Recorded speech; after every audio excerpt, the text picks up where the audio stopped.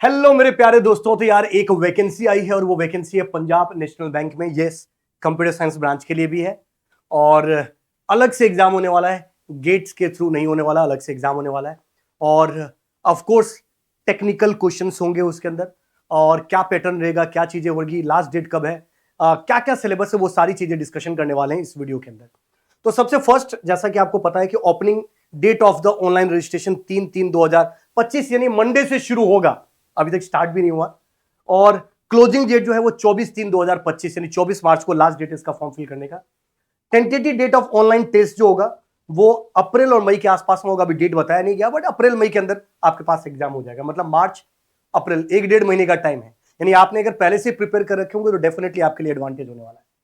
Sir क्या क्या, थोड़ा सा और देखते हैं किसके अंदर। Officer credit, officer industry, manager IT, senior manager IT, manager data scientist, data senior manager data scientist, manager cyber security, senior manager cyber security के अंदर टोटल मिला के अगर बात की जाए 350 वैकेंसी है दोस्तों।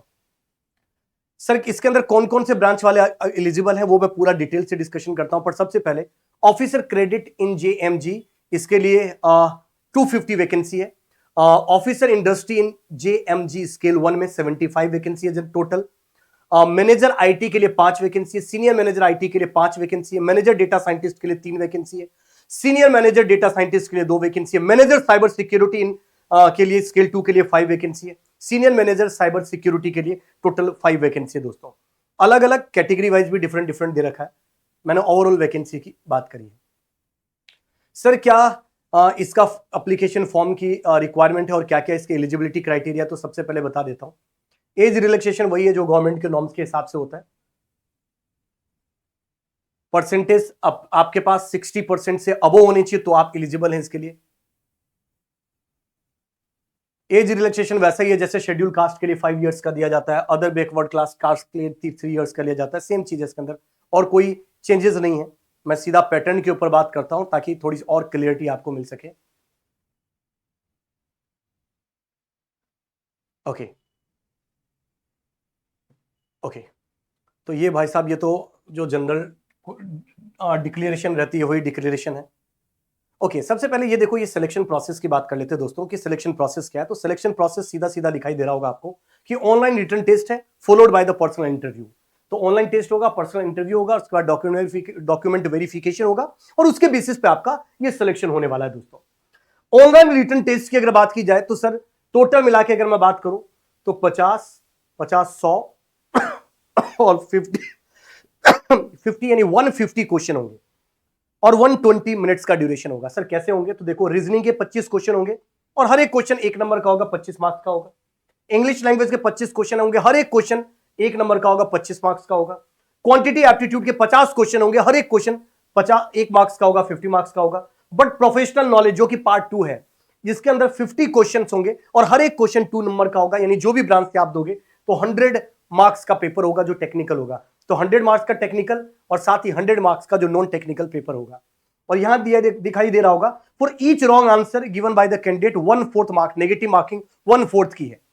Okay, test part 1 and part 2 professional knowledge. देखो पार्ट 1 और पार्ट 2 दोनों का सेपरेट कट ऑफ बनेगा। पार्ट 1 और पार्ट 2 दोनों को क्वालिफाई करना जरूरी है। ऐसे नहीं कि पार्ट 2 में बहुत ज्यादा मार्क्स आ गए, पार्ट 2 में आप क्वालिफाई भी नहीं कर पाए तो आपका सिलेक्शन नहीं होगा। लिखा हुआ भी candidate have to qualify the test of part 1 and part 2। Professional knowledge test will be evaluated only those candidate who qualify the each paper in part 1. Minimum right qualifying marks will be each individual test will be decided by the bank based on the collective response of the candidate. Part 1 और part 2 का evolution ही तब होगा जब part 1 की cut off को आप clear कर लोगे, राइट। ओके, उसके बाद अगर शॉर्ट लिस्ट होते तो आप पर्सनल इंटरव्यू होगा आपके पास।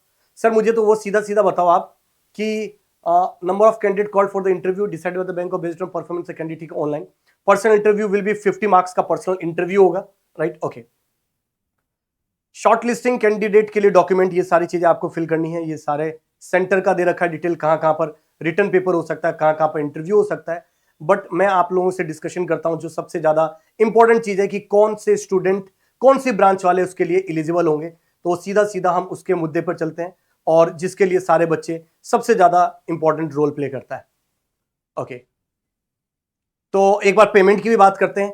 जनरल कैटेगरी और नॉर्मल कैटेगरी के लिए अगर बात की जाए तो 1000 प्लस 18% जीएसटी मतलब 1,180 रुपए फॉर्म है। और अगर मैं SC ST PWD कैटेगरी की बात करता हूं तो 59 रुपीज है ओनली पोस्टेज चार्ज, ठीक है। हाउ टू अप्लाई, तो कैंडिडेट कैन अप्लाई ऑनलाइन 3 से लेकर 24 मार्च तक के बीच में, ऑनलाइन बोर्ड में ही वो अप्लाई कर सकते हैं इस चीज के लिए। ये आपके पास www.pnbindia.in के ऊपर आपको जाना है उसके लिए अप्लाई करने के लिए। ओके, हालांकि मैं टेलीग्राम चैनल के ऊपर इसका पूरी डिटेल भी आपको अप्लाई भेज दूंगा। क्वालिफिकेशन डिग्री की बात करते हैं, वो भी सीधा अभी आने वाला है, ये सब काफी डिटेल नोटिफिकेशन है ये। बॉन्ड भी होगा दोस्तों, तो अलग अलग कैटेगरी के अलग अलग बॉन्ड है। और एक चीज और पूछा गया है यहां पर, द कैंडिडेट अप्लाइंग, अगर उनका जो सिविल स्कोर है वो 680 या उससे अबव होना चाहिए अप्लाई करने के लिए। कुल मिला के भैया डिफॉल्टर नहीं होने चाहिए, कहने का मतलब इतना है, तात्पर्य इतना सा है बस, राइट। चलिए बहुत ही नीचे आ गया भाई साहब, कहाँ गया वो डिटेल, ये रहा, अब आया हो। तो सबसे फर्स्ट अगर मैं बात करता हूं जिसका JMG स्केल 1 जो था, जिसके मिनिमम एज जो है वो 21 साल है, मैक्सिमम एज 30 ईयर्स है। CA होने चाहिए या फिर ICWA होना चाहिए या फिर CFA होने चाहिए और MBA होने चाहिए पोस्ट ग्रेजुएशन के लिए, तो आप अप्लाई कर सकते हो। कुछ मैंडेटरी नहीं है, पर वर्क एक्सपीरियंस अगर बैंक में हो, फाइनेंशियल सेक्टर का हो, तो आपके पास आपको एडवांटेज मिलेगा। सेम चीज फॉर द ऑफिशियल इंडस्ट्री के लिए भी है। अच्छा, ऑफिशियल इंडस्ट्री की अगर बात की जाए तो उसके लिए एज लिमिट 21 है और मिनिमम और मैक्सिमम जो है वो 30 ईयर्स है। मैंडेटरी क्या है वो मैं आपको बता देता हूं। फुल टाइम डिग्री BTech होनी चाहिए सिविल में, electrical, mechanical, textile, mining, chemical, production, metallurgy, electronics and communication, electronics and telecommunication, computer science, information technology, ये सारे स्टूडेंट इसके अंदर एलिजिबल है अगर आपके 60% से अबव परसेंटेज आते हैं तो। सर मैंडेटरी के बाद डिजायरेबल भी है, full time degree in MTech MBA from the any other organization, ये डिजायरेबल है। अगर ये आपके पास होता है तो आपको एडवांटेज मिलेगा। Any additional qualification related to industry, analysis और finance would be the considered as a advantage आपके पास मिलने वाला है। ओके, मैनेजर IT का जो है मिनिमम एज 25 है, मैक्सिमम 35 है। फुल टाइम BTech डिग्री होनी चाहिए कंप्यूटर साइंस में, इंफॉर्मेशन टेक्नोलॉजी में, या MCA की होने चाहिए और 60% से अबव होना चाहिए, तो आप इसके लिए एलिजिबल हैं दोस्तों। मैंडेटरी क्या है वो बता देता हूं। जनरेटिव AI ML सर्टिफिकेशन होना चाहिए आपके पास, या ठीक है यूडीमी कहीं से भी आपके ये AWS, Azure, GCP, इन सब का कहीं अगर आपके पास सर्टिफिकेशन होना चाहिए, और ये मैंडेटरी कह रखा है इस सर्टिफिकेशन का। Minimum 2 years of experience IT system in develop AI ML के अंदर होना चाहिए, क्योंकि AI ML से रिलेटेड कार्ड है। और डिजायरेबल जो है वो experience large scale AI system का होना चाहिए, proficiency in AI ML framework, TensorFlow, PyTorch, right, and hugging face. अगर इन सब में आपके पास एक्सपीरियंस है तो डेफिनेटली आपको एडवांटेज मिलेगा। जॉब रोल क्या होगा वो भी मेंशन किया गया, handle model deployment, monitor infrastructure ensure, जो जनरली इसका रोल रहता है वही चीज है। सीनियर मैनेजर IT की भी बात की जाए तो मिनिमम एज 27 है, मैक्सिमम एज 38 है। इसमें भी मैंडेटरी IT जो आपके पास एक्सपीरियंस है उसको मैंडेटरी कर रखा है दोस्तों। डेटा साइंटिस्ट की है जो MMG स्केल 2 है, मिनिमम एज 25, मैक्सिमम 35। इसमें भी अगर आप CS के अंदर IT के अंदर अगर आपने BTech कर रखा या तो आप इसके अंदर एलिजिबल हैं, 60% से अबो है। सर्टिफिकेशन आपके पास होना चाहिए और मिनिमम 2 years AI ML या NLP के अंदर आपका एक्सपीरियंस होना चाहिए। डिजायरेबल भी कुछ कंडीशन दे रखी है, ये डिटेल फॉर्म है जो Geeks for Geeks गेट के टेलीग्राम चैनल के ऊपर भी अवेलेबल करवा दूंगा दोस्तों। या फिर आप मेरा Chandan Jha CJ sir gate करके मेरा टेलीग्राम चैनल आप उसको ज्वाइन कर सकते हैं, उसके ऊपर भी मैं ये डिटेल नोटिफिकेशन आप लोगों को अवेलेबल करवा दूंगा।